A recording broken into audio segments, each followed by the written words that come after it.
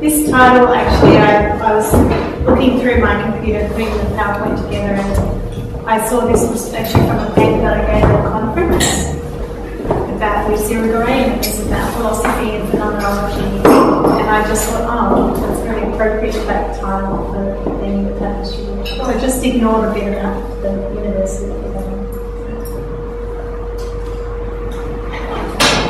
So I'm just going to show some of my work over the last 4 or 5 years, and in particular where I've used a lot of textiles. This is a piece called Holding Pattern that I had at George Payton Gallery, which is at University of Melbourne Student Union Building. And I actually won a prize and got a solo show there, which was my first solo show, so it was a really big experience. And so I just thought I'm going to go crazy and make something huge. And at the time I was doing my Masters, and I was looking at the work of Eva Hess, who's supposed to be a more artist from the States from the 60s, and I was looking at recycled cotton. It's actually that material, I saw some in the storeroom over there that they use for moving pianos and things like that. I'm not sure what you do for here. And I was also looking at architectural metaphors for the body. I was exploring female subjectivity, and I was looking at the passage and the cave as a metaphor for the room, and all those kind of different shapes and different spaces in the body that I could make an abstract work that might somehow represent ways that the body moves around in space. If that makes sense. So anyway, I made this one. Holding Pattern also refers to this psychological space as well, like in the works of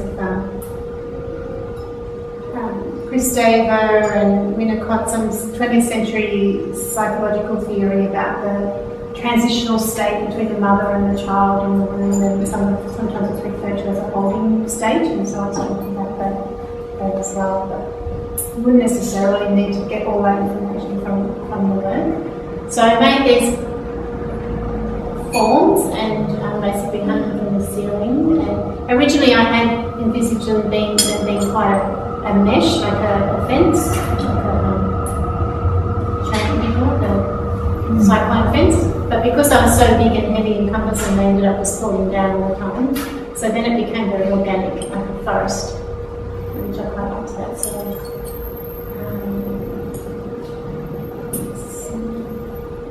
This was kind of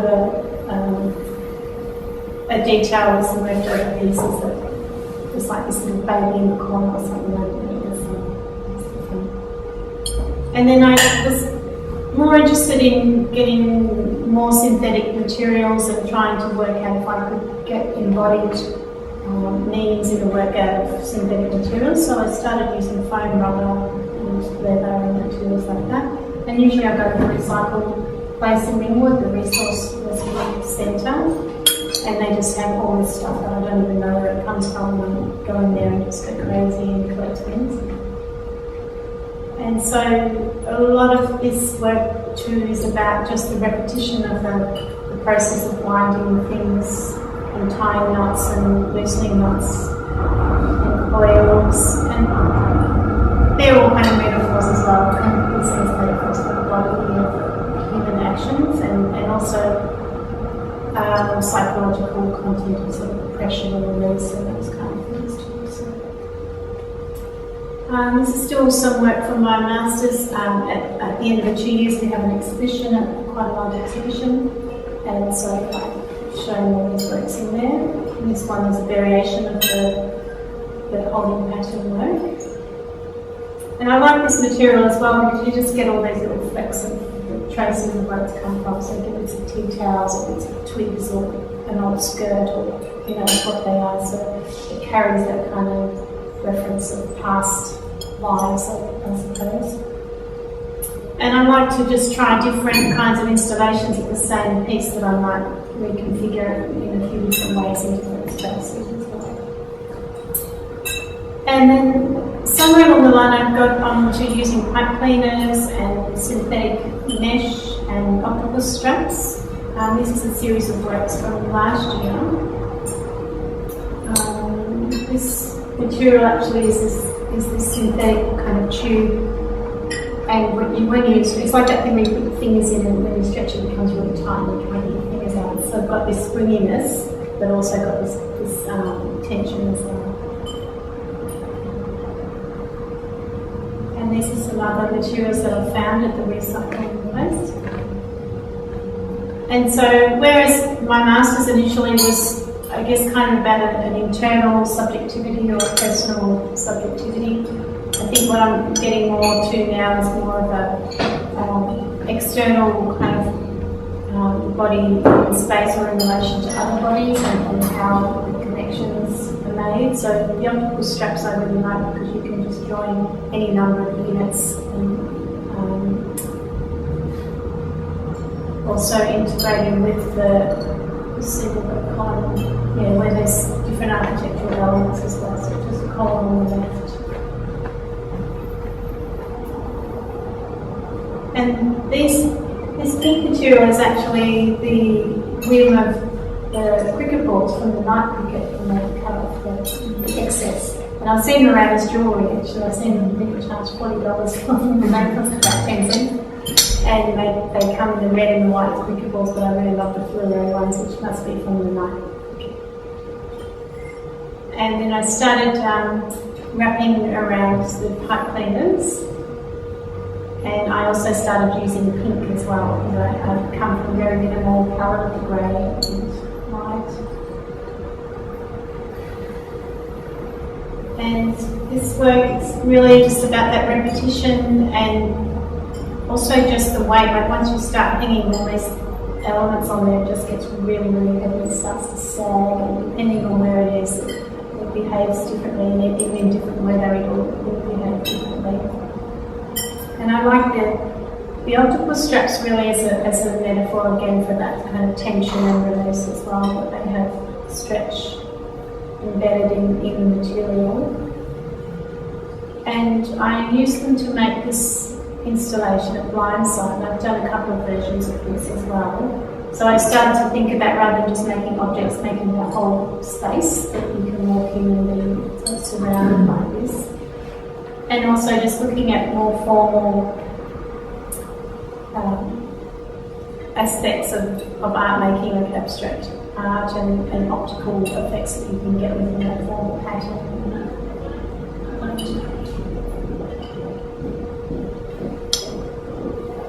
And this one I actually entitled Easement because I was also thinking about the wall as being a sort of threshold that you might potentially pass through or line up to something, and easement being that area on the side of the property that just you can't do anything with. It's earmarked for something else. It's a protected space. Did you paint that wall? Yes, painted the wall. So this one was quite a bright pink, and then the second version, which I did at Craft Victoria early last year, I changed the colour slightly to a more fleshy kind of pink.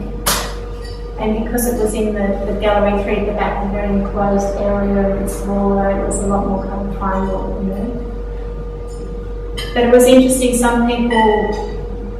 different people had different reactions. Some people felt it was a bit kind of S&M or something for the rubber and the things, and whereas other people wanted to pull up in the room or something. So, which was good, because it was interesting to see how people responded to it. It was meant to be kind of embodied experience as well. So. Plus the night of the opening was in February or March, it was about 40 degrees, because they did play last year as well. So everyone's in there like sweating. It was very creepy actually. It was a relief to get out of bed actually. So that was the work that I was talking about in that paper that I mentioned, because I was talking about the phenomenological experience and some of the theoretical work that I look at for my PhD is to do with feminist theory and loose Negroes theories. But I won't go into all of that today. And here's another version of the work I showed earlier. This was the show at Chapman and Bailey, which was a group show, and one of your leaders was in, what's her name? Sarah, that's right, was in the show as well, which was really serendipitous. So So I've just extended the length of the rubber with the rings. They're just white rubber rings that I've found at the recycle place. I've got no idea what they would have been used for. And often I'll just take a suitcase or a couple of bags of materials and just set up one in the space according to what seems right at the time. So close up with my pipe cleaners. And I like the pipe cleaners too because I like the idea of, I'm interested in craft obviously, but just the idea that they're a really basic material that little girls can play with and the kids can play with, and it's not meant to be the fantastic level of skill that you have here obviously for reading. It's more of that kind of primal, something that just drives you to sit there and just go like this for hours and see what comes of it. And just the idea that they're so tactile as well, everybody wants to touch them. Oh, I've got some of these here that I can bring over here. So now I'm trying to knit with pipe cleaners, which I found is actually possible, but I need to practice a bit more and improve my technique. And I had the idea of making a life-size knitting Nancy. I know that all of you had a knitting Nancy as a child, but they were very small, often a cotton reel, just a very basic sort of stitch thing that you could make a very long chain. So I'd like to just experiment with that idea. I've got different sizes here and trying different colours, and eventually what I'd like to do is make like something like this, but perhaps 3 or 4 metres long, like an architectural feature, as a sculptural installation. So it's quite clean, is just what clean land for. Yeah, so I've got to join them together, which is a total pain. Yeah. So I'm going to investigate. I can get the manufacturers to give it to me on a roll, because that's part of the problem is trying to join them as well. But then I'd still have to cut it because it'd be too hard to do it if it was continuously on this big thing. I still need a little bit of move around, but at least I could make it roll. And this piece I also made, which is from Venetian blind cord, and even though it's kind of a wool, but it's also a synthetic wool, it's really structural and really holds its form. And I imagine making a whole lot of these pieces and having a kind of floor installation of these, or I don't know, some kind of clothing or suit of armour or something like that. So really what I do is start off with my materials and see what they do, how they behave when I'm making something, and then I'll turn it into a finished work rather than having an idea and execute it as I go along. Sometimes I do that, but I'll change my mind as I go along anyway. I never follow a plan exactly. So this is just the join of the octopus straps. And I was having a look last night. I remembered that the first thing I made with pipe cleaners was this cube that I made in 2009. And I thought, I should look at that again and just think about why I did that, or just see any links. And this was actually on a wire mesh, and I did it like a latch hook stitch on the carpet. So it was good because I hadn't looked at this image for a while, and it's just reminded me of a lot of things of what I wanted to get out of pipe cleaners. So I just thought I'd show that today as well. Was it even better that it's kind of sticky?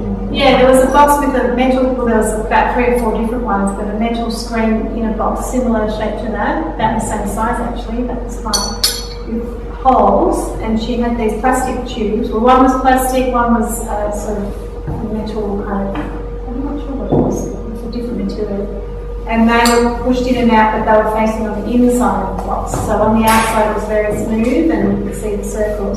The inside was like one of those coral ones that had the tentacles on the inside.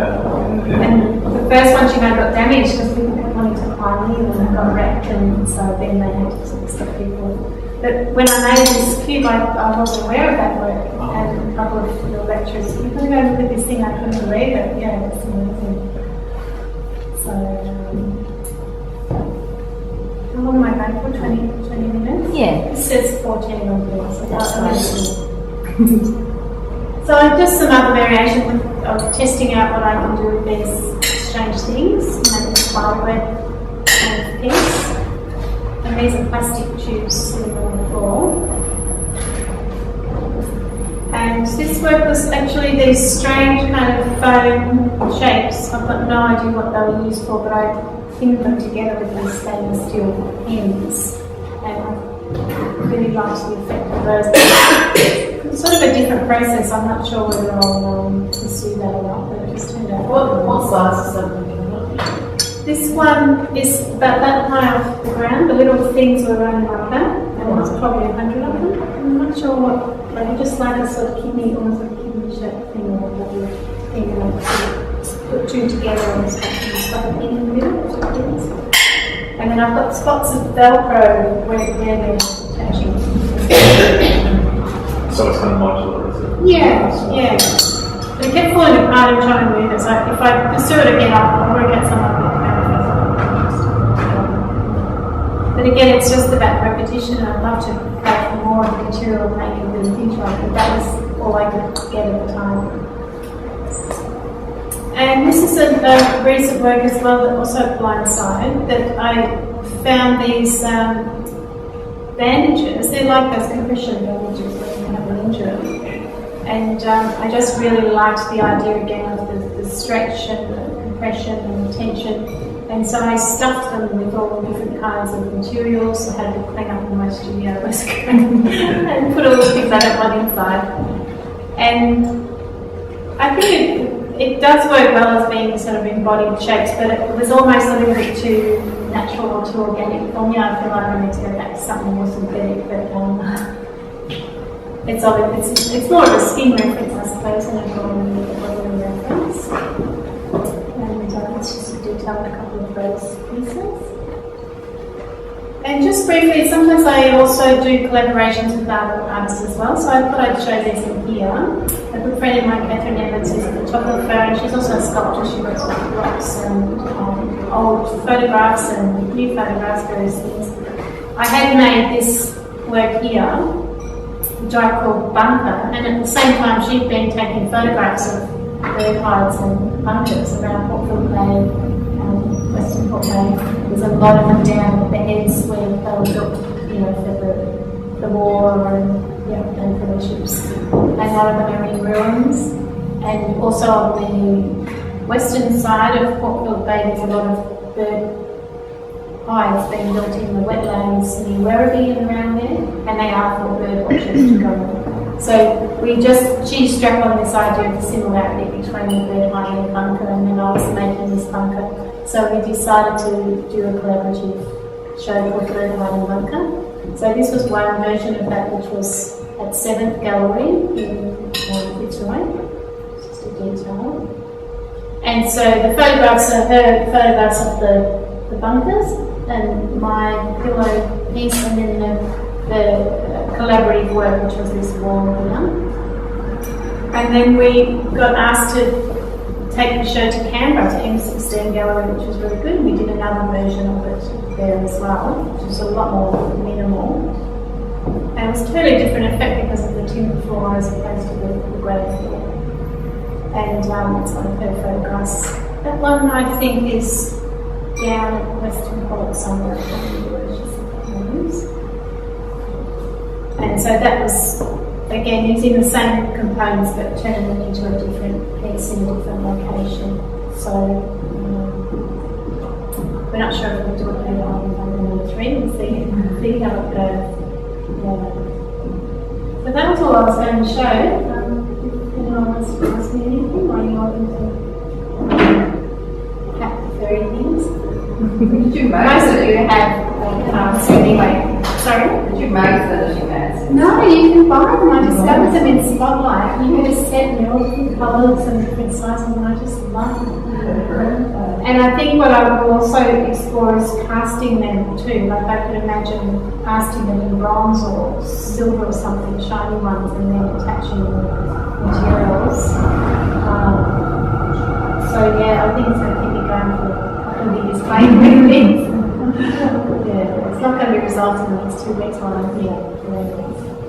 But I'd also like to get some metal and maybe some wire and see if I can knit with wire as well. And hopefully you've got the new artist who's come. What's her name again? Vicky Mason. Vicky Mason, who's a jeweller, who's telling me all about the different gauges and why yesterday, so I can go shopping and try that out. So I'll possibly have, a black metal cast or version of this with the silver knitting. I think would be pretty good. Or a shiny silver cast with some colour.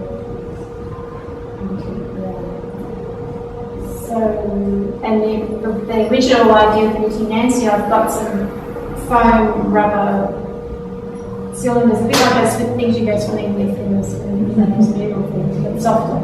That I was going to make a giant kind of body shape, like 6 foot long, and then have this protruding out of the body.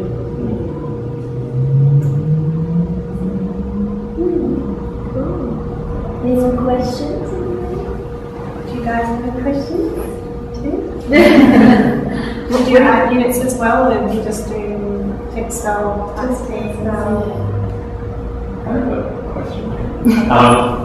Just regarding obviously the importance of site specificity in your work, where do you think that comes from? What's your beyond kind of so obviously the hanging within the gown?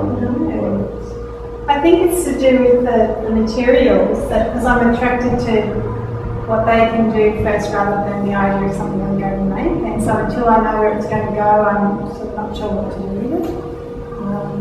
But also it's about the relationship between the human in a built environment as well. So I think it's a spatial sort of structure thing as well. So it's about, even with the work you're making, that's going to be embodying some kind of form. It's also the work's embodying you within the space. Maybe, or the person who's looking, maybe you when you're looking at something. I mean, you might not be aware of it, or you might not be interested, but for some people it might be, trigger something in them to think about themselves in their space.